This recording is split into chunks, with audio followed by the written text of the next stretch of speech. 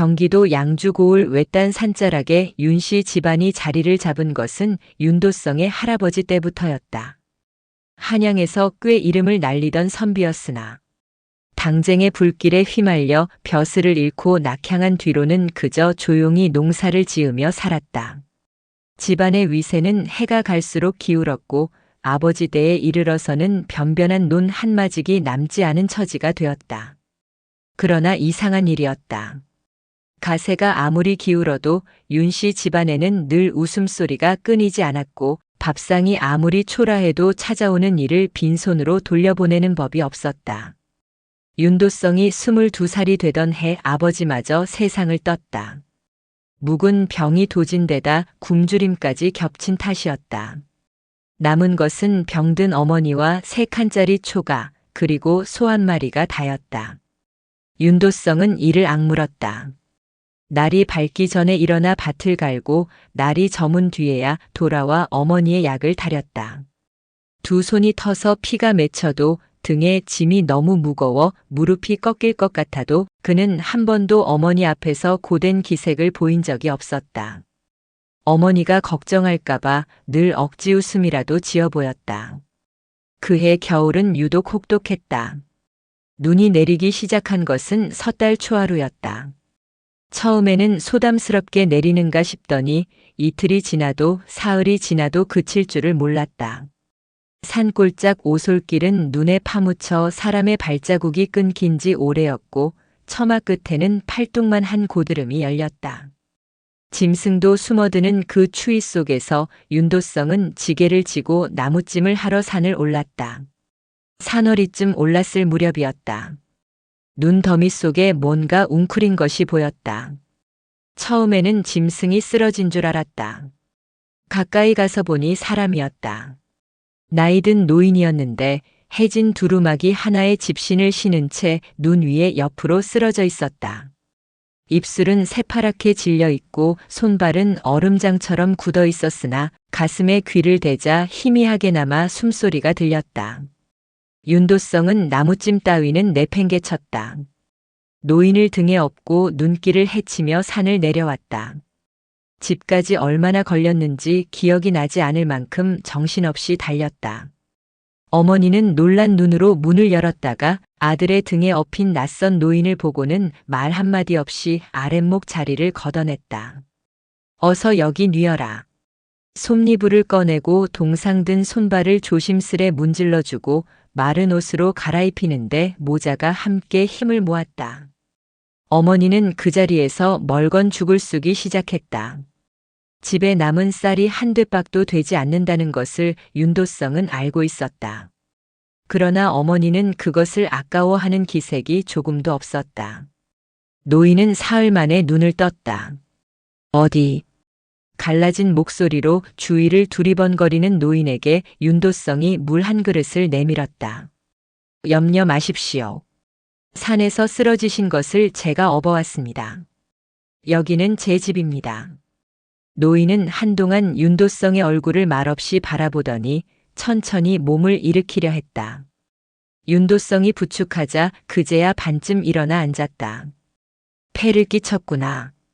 당치 않습니다. 사람을 두고 그냥 지나쳤다면 제가 평생 찜찜했을 겁니다. 노인의 이름은 끝내 밝히지 않았다. 그냥 노인이라 불러달라 했다. 어디서 왔느냐고 물으면 그저 떠돌아다니는 처지라 했고 무슨 일을 하느냐고 물으면 산이나 보고 다닌다고만 했다. 말수가 적고 눈빛이 깊은 사람이었다. 아랫목에 누워서도 가끔 먼 산을 바라보는 눈이 범상치 않았다. 윤도성의 어머니는 노인을 극진히 모셨다. 몸이 불편한 자신의 처지도 잊고 하루 2끼 죽을 끓여 날랐다. 윤도성은 그런 어머니가 애처로웠지만 어머니의 눈에는 조금도 후회하는 빛이 없었다. 어미가 살아온 세월의 한 가지만큼은 후회가 없다. 어려운 이 외면하지 않았다는 것. 노인은 열흘쯤 지나 겨우 거동을 할 수 있게 되었다. 몸이 회복되면서부터는 밥 한 그릇을 거저 얻어먹지 않겠다며 기어코 집 안팎의 자질구레한 일을 돕기 시작했다. 처마에서 떨어진 석가래를 손보고 삐걱거리는 문짝을 새로 달고 담벼락에 쌓인 눈을 치웠다. 손재주가 있는 노인이었다. 일을 하다 잠깐 쉬는 틈에는 마을 뒷산을 올려다보거나 집 주변을 처음 온 사람처럼 천천히 거닐며 땅을 살피곤 했다. 하루는 윤도성이 밭두렁에서 일을 하다 보니 노인이 집 뒤 낮은 언덕 위에 오랫동안 서 있었다. 무릎쯤 되는 눈을 헤치며 이리저리 걸음을 옮기기도 하고 자리에 서서 먼 봉우리를 손으로 짚어보기도 했다.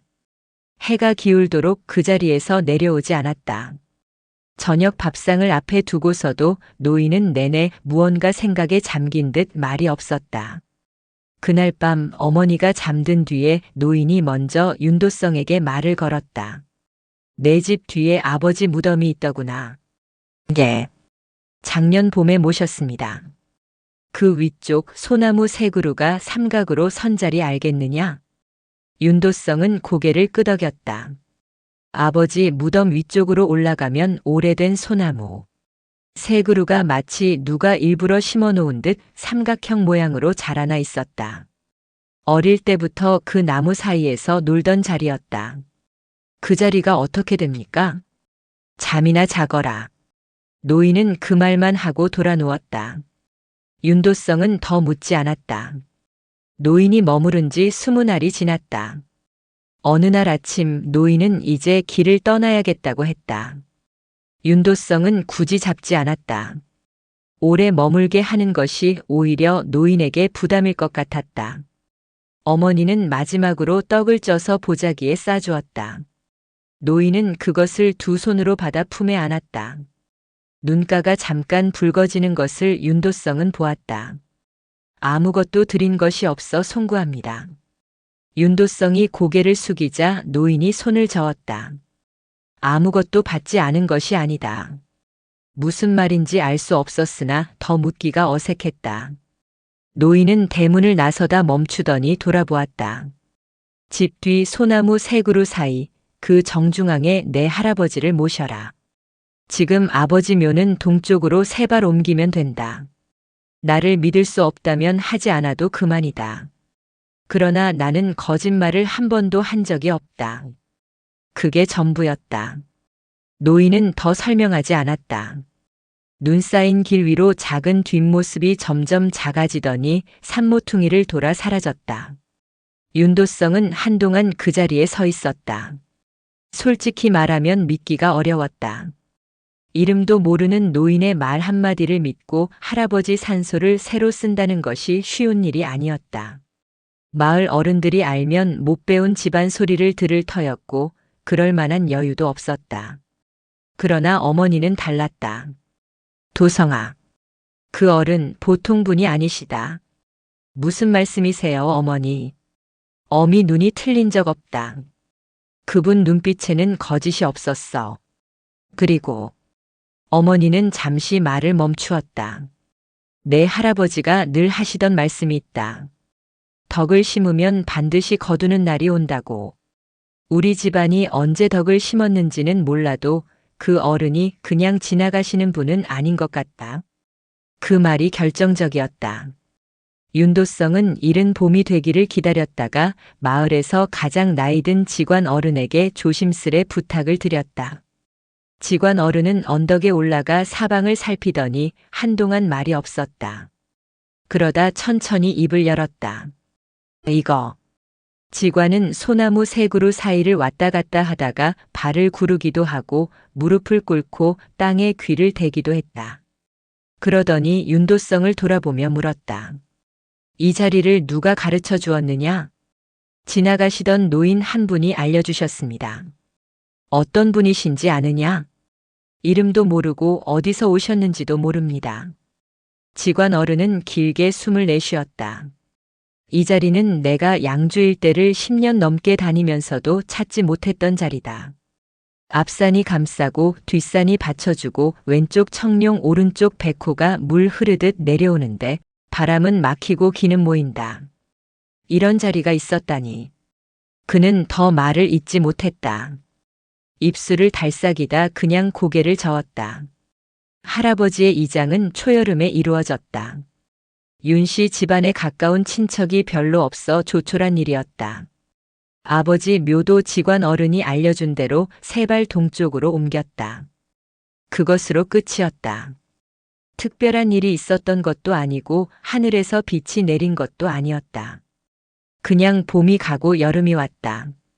그런데 이상한 일이 생기기 시작한 것은 그 가을이었다. 오랫동안 가물어 말라가던 논배미에 물이 새로 솟아났다. 몇 해째 수확이 형편없던 밭에서 그 해에는 뜻밖의 풍작이 났다. 소 한 마리가 쌍둥이 송아지를 낳았다. 어머니의 묵은 병이 조금씩 나아지기 시작했다.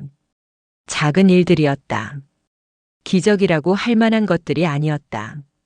그러나 그 작은 일들이 쌓이면서 집안의 형편이 조금씩 달라지기 시작했다.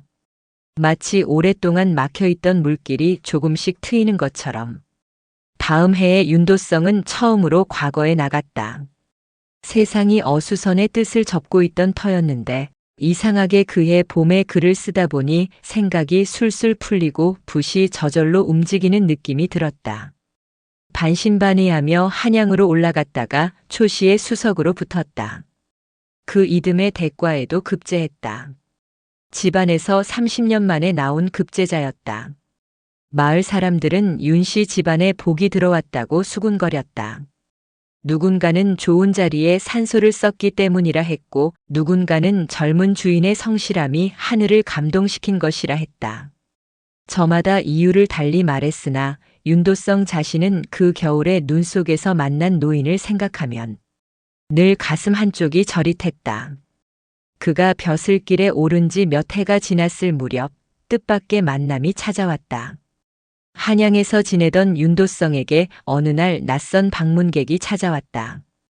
50대쯤 되어 보이는 단정하게 차려입은 선비였다. 이름을 묻자 조심스러운 말투로 운을 뗐다.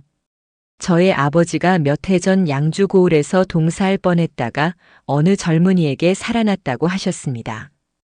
여러 해를 수소문하여 겨우 이 자리까지 왔습니다. 윤도성은 눈이 커졌다. 그 어른이 혹시... 예, 제 아버지십니다. 선비의 아버지는 세상에서 이름을 감추고 살았으나 조선 팔도를 통틀어 10손가락 안에 드는 풍수가였다. 젊어서는 왕실의 부름을 받기도 했으나 권세 있는 자들이 명당을 독점하려는 것에 환멸을 느끼고 자취를 감추었다. 그 뒤로는 산천을 유랑하며 자신이 옳다고 여기는 자리에만 풍수를 일러주고 다녔다. 대가를 받은 적이 없었다. 덕이 있는 사람에게만 땅의 기운이 응한다는 것이 그의 믿음이었다. 아버지께서는 돌아오신 뒤에 제게 이런 말씀을 하셨습니다. 그 집 어미와 아들이 아무것도 따지지 않고 모르는 일을 살렸다. 살아오면서 그런 이들을 많이 만나지 못했노라고. 그 자리를 일러주고 오셨다며 그 집안이 반드시 피어날 것이라 하셨습니다. 윤도성은 말없이 듣다가 눈물이 나올 것 같아 고개를 숙였다. 그런데 선비가 잠시 망설이더니 말을 이었다. 사실은 아버지께서 돌아가시기 전에 한 가지를 더 말씀하셨습니다. 그것을 전하러 온 것입니다. 무엇입니까? 아버지께서 그 자리를 처음 보셨을 때 이미 거기에 묘가 하나 있었다고 하셨습니다. 윤도성이 고개를 들었다. 묘가 있었다니요? 소나무 세 그루 아래 아버지께서 일러드린 그 정중앙 자리 말입니다. 거기에 이미 오래된 봉분이 하나 있더랍니다. 비석도 없고 아무도 돌보지 않는 무덤이었는데 윤도성의 머릿속에서 무언가가 스쳐 지나갔다. 소나무 세 그루 사이 정중앙. 그곳에 이미 있던 봉분. 할아버지를 모시기 전에 이미 있었다는 오래된 무덤.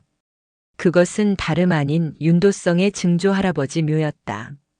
그제야 모든 것이 맞아떨어졌다. 노인이 말한 것은 새로운 자리를 써서 복을 받으라는 것이 아니었다. 이미 덕을 심고 그 자리에 누운 이가 있었다.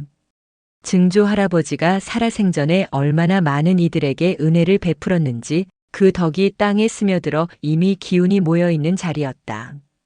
노인이 한 일은 그 기운이 어디 있는지를 알아보고 대대로 이어온 그 덕의 씨앗을 한 집안이 찾을 수 있도록 방향을 가르쳐 준 것뿐이었다. 윤도성은 선비를 붙들고 한동안 말을 잇지 못했다. 그 어른께서 돌아가시기 전에도 그 집 모자가 자신을 살렸다는 이야기를 여러 번 하셨습니다. 단순히 은혜를 갚은 것이 아니라 그 집안이 마땅히 받아야 할 것을 받도록 이어주고 싶었다 하셨습니다. 선비의 눈에도 물기가 맺혀 있었다. 아버지는 한 번도 대가를 받고 땅을 일러준 적이 없으셨습니다. 그러나 마지막에 이렇게 말씀하셨습니다. 덕이 있는 사람이 덕이 있는 땅을 만나는 것은 우연이 아니라고. 그것이 하늘의 이치라고. 윤도성은 그날 저녁 홀로 한양 남산 자락에 올라 먼 하늘을 바라보았다. 눈앞에 어릴 때의 기억들이 지나갔다. 아버지가 병들었을 때도 굶은 입으로 이웃집 아이에게 감자를 나눠주던 어머니. 주머니에 돈 한 푼 없으면서도 엎어진 짐꾼의 짐을 대신 들어주던 아버지. 이름도 묻지 않고 떠돌이 아이에게 밥을 먹이던 할머니. 기억 속의 장면들이 하나하나 이어졌다. 그 집안의 덕은 하루아침에 만들어진 것이 아니었다. 눈 속에서 노인을 업어온 일이 시작이 아니었다. 그것은 그저 이어온 것이었다. 대를 건너 아무도 모르게 심어온 씨앗들이 어느 날 그 노인이라는 인연을 통해 비로소 싹을 틔운 것이었다. 명당은 땅에 있지 않았다. 처음부터 그 집안 사람들의 삶 속에 있었다. 세월이 흘러 윤도성은 나라 안에서 이름난 목민관이 되었다. 부임하는 곳마다 백성들의 고충을 살피고 억울한 이의 이야기에 귀를 기울였다. 청탁을 물리치고 가난한 이에게 먼저 손을 내밀었다. 주변에서는 그의 운이 좋다고도 했고 그가 명당의 조상을 모셔서 그런 것이라고도 했다. 그때마다 그는 고개를 저었다. 운이라면 운이겠지요. 그러나 그 운은 제가 만든 것이 아닙니다. 저보다 앞서 산 분들이 쌓아놓으신 것을 제가 물려받은 것입니다. 그러니 저도 다음에 오는 이에게 무언가를 남겨야 하지 않겠습니까? 그 겨울, 눈 속에서 웅크려 있던 노인을 업고 내려오던 그 젊은이가 한 일은 그저 그것이었다. 지게를 내려놓고 낯선 사람의 무게를 등에 얹은 것. 그것이 전부였다. 거창한 계획도 아니었고 보상을 바란 일도 아니었다. 그러나 하늘은 그 작은 일을 기억하고 있었다. 은혜는 그렇게 돌아온다. 때로는 몇십 년을 돌아서 때로는 생전에 다 보지 못한 채로 그러나 반드시 어딘가로 흘러가다는다. 소나무 세 그루 사이에 앉아 바람 소리를 들으면 윤씨 집안의 어른들은 그 말을 잊지 말라고 지금도 이르고 있을 것이다. 덕은 땅에 묻히지 않는다. 사람을 타고 흐른다. 이 이야기가 재미있으셨다면 구독과 좋아요 부탁합니다. 감사합니다.